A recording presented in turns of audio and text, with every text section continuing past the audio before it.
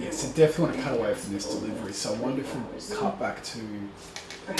I give the editor a first full cut without any notes from me. And that's really just about seeing what the editor comes up with, what their interpretation is, and hopefully cutting some scenes in a way that I hadn't conceived. Nat's really dominated. So especially the first scene around where she's being interrogated. Considering that the screenplay was only 82 pages, it was surprising that the assembly edit came in at probably about 2 hours and 10 minutes. Your first cut is always going to be the longest cut, but it became clear that the edit wasn't going to be just about perfecting scenes. It was also going to be about really tightening that story up. We were going to have to cut a good 35 minutes out of the edit. That was achieved through tightening up existing scenes, but we also cut about 7 or 8 scenes that were shot. Particularly in the first half of the story, there was just some repetition of Nat's physical and mental state degrading across the film.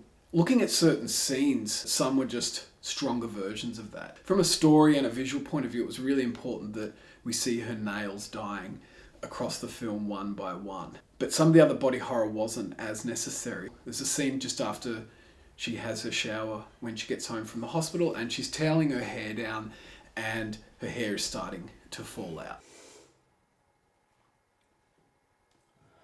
Another scene we cut, which I really liked, it was a oneer. This is when Rose comes bursting in on Nat, who is still exhausted. What? Can I interview you now? What? For my assignment. Not now. But I have to finish it. I said not now.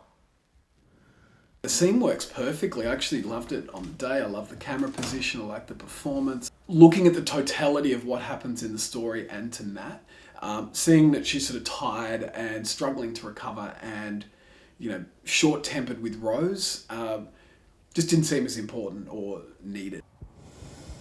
She's insisting there's a girl in her room. Well, I've never known her to lie.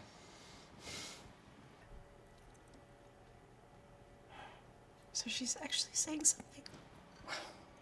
She's been through a traumatic experience. This scene was in the film, then it was out, then it was back in, and then it finally went out. It's so beautifully acted. I love the way it was shot, and it's a moment where Nat is contemplating and grappling with this idea that perhaps Rose has some sort of serious mental illness going on. Have you thought of taking her to someone? Yes. Actually.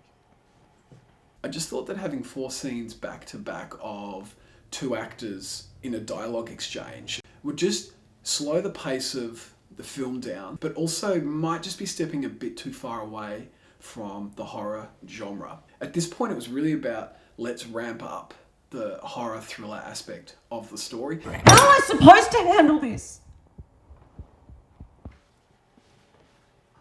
Sorry.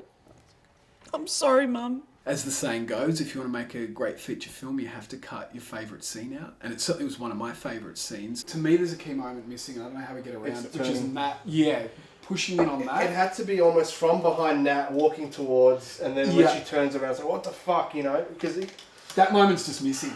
At a point in the edit, what became really apparent was a few scenes weren't going to work. And primarily it was the opening with Margot. Whoa! Hey, you okay? You okay?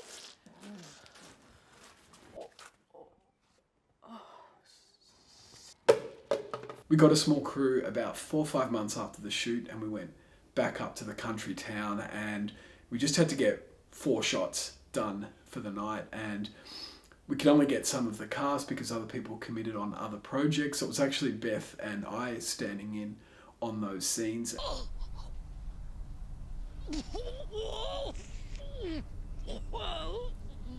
Hey, you okay?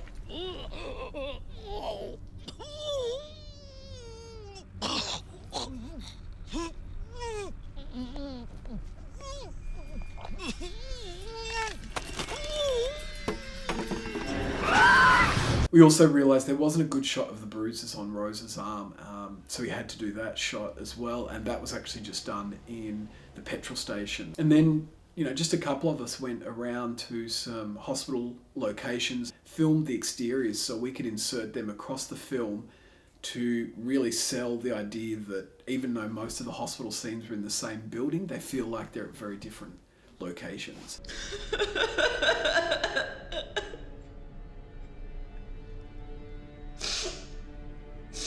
When Kestie was about to commit suicide, I'd just rolled the camera and said, whenever you're ready, Kestie, go for it. There's no rush. We're just going to keep rolling. You get into character and go into the scene when you need to. And Johnny was watching that footage back, and there's a great little moment where it's actually Kestie just getting into whatever mental state she needs to and whatever she's drawing upon. And it was captured on camera, and it was a really raw, beautiful moment.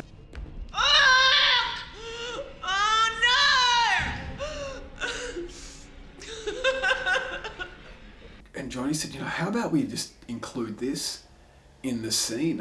Which I thought was a great idea, but given the circumstances of how that had been captured, I called Kestie up and told her about it. And she said, is it working? And I said, it actually works really well. I think it's a great moment in the scene. And she said, yeah, if that's the case, keep it in there.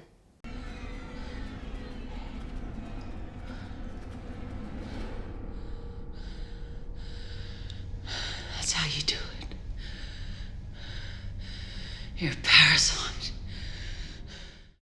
I'm hoping that we can subtly set up a scenario where the audience will subconsciously feel like there's a bit more disconnect between the two of them. Yeah. And then also when Lisa tries to kind of force her way into the situation. I'd known Mark since I was in film school. For many years we've talked about how interesting it would be to compose some of the score before the film actually even started. Mark went away and came up with about 20 minutes of demos, and I was blown away by them. They were extraordinary, and some days I would play them on the set just to set a tone and a mood, but also give the production a confidence of this incredible score that we're going to have accompanying the film. Dave really wanted to avoid jump scares. His music would just lift it up to a whole other level, rather than create the horror. And I really wanted to avoid having our audience feel like they're being told what to feel and when, and anticipate, oh yeah, here comes the scary scene, or here's the not scary scene, and we could feel that even before it started. Find the right moments to make statements that didn't lead us as audience, but agreed with us once we'd already come to a conclusion. Tinker.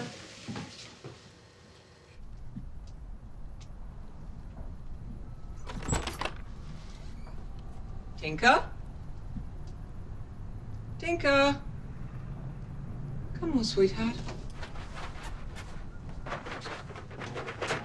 Oh, if you could just get stuck again. Come on.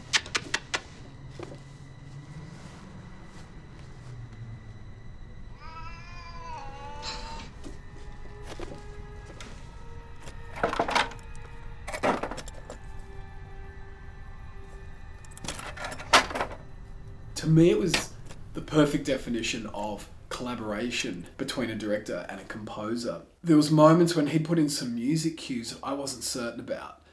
And he said, just sit on them for a day or two, because you've been watching the edit without music on them. So maybe it's just because you're not used to it. And he was spot on. But then there was other times where I thought, the music wasn't working or wasn't appropriate. And he saw that and understood that and went away and reworked the music. I knew that scoring the seance was going to be a challenge.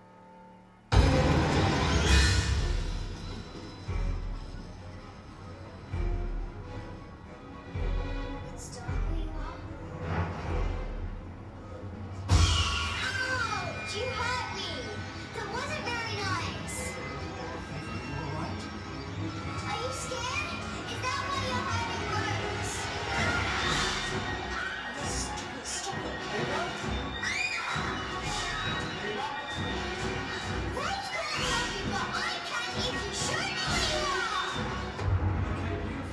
The initial draft that I did, it was great fun.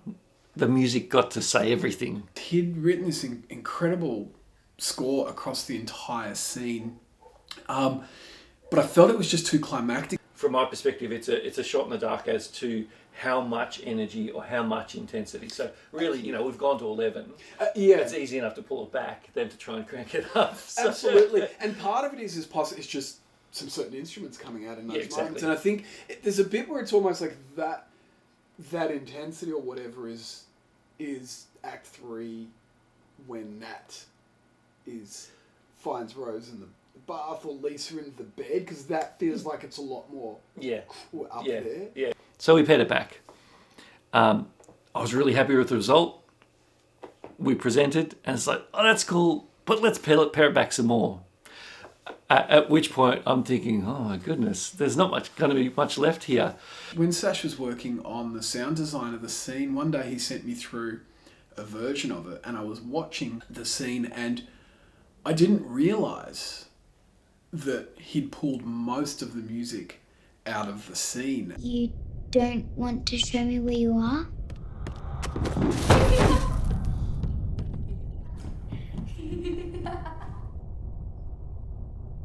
It's dark where you are?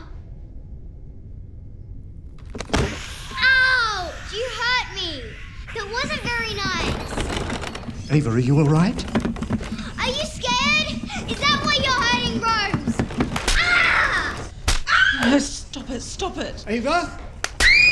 Sasha had brought the music back in just for that last third of the scene.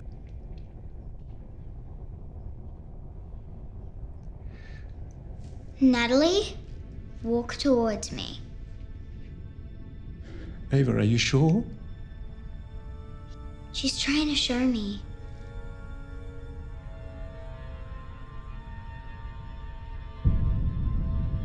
Don't turn around. Just come closer. What Sasha had really picked up on was that essentially it was the only part of the score that was jumping ahead of the audience or telling them this is what they should be thinking or feeling. And by delaying it to that moment, it confirms, like the rest of the score, what the audience is feeling in that moment. Really, really great call for that section of the film, because the music really didn't have to work hard. The game is over! The game is over! The game is over! The game is over!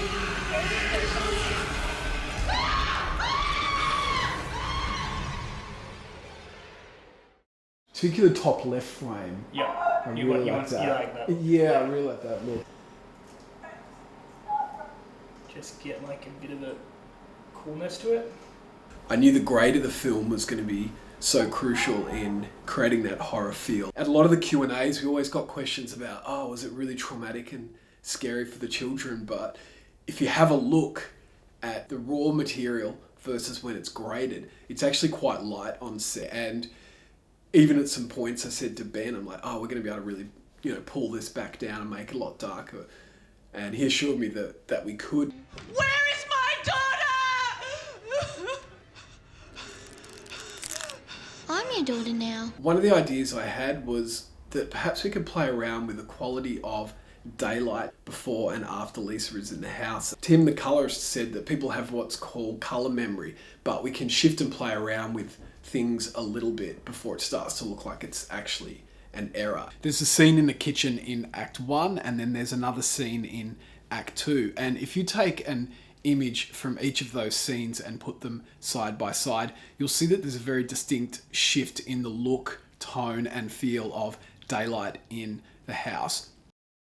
For quite a few of the iterations of the script, we were having Nat try and figure out a way to kill herself in a secluded area so that the ghost couldn't be passed on. We were going through these different ideas on how to climax the story. Beth had always had this amazing idea about her feeding the ghost. What does she do differently that Janet didn't do in order to solve this problem?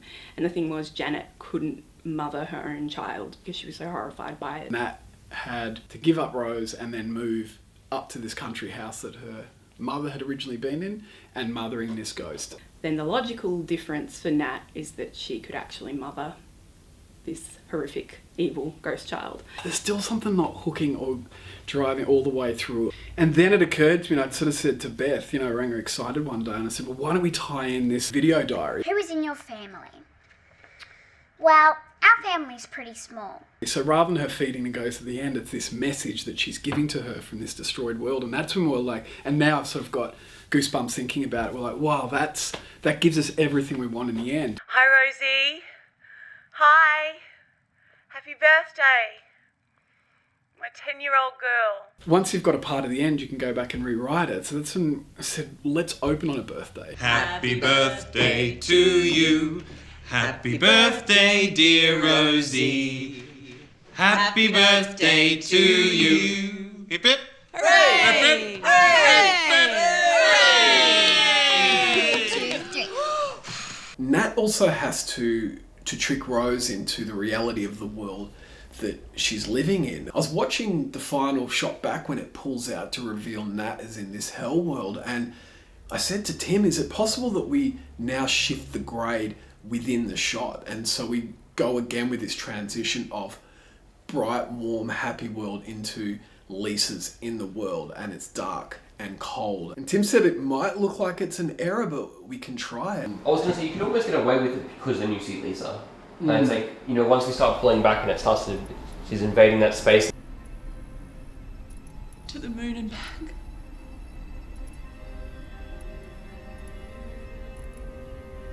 I honestly don't mind it. It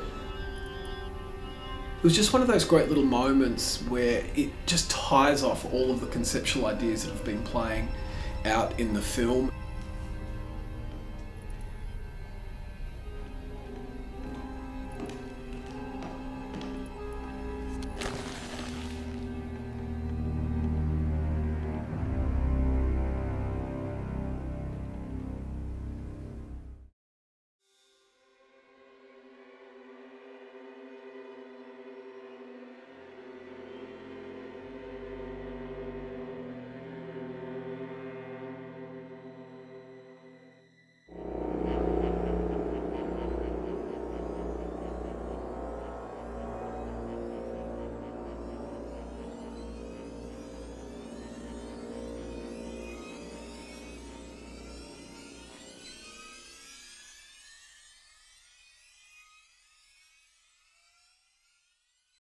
I hope the audience will be scared, for one thing. I mean, it's a horror. I want them to be terrified. Cut, great.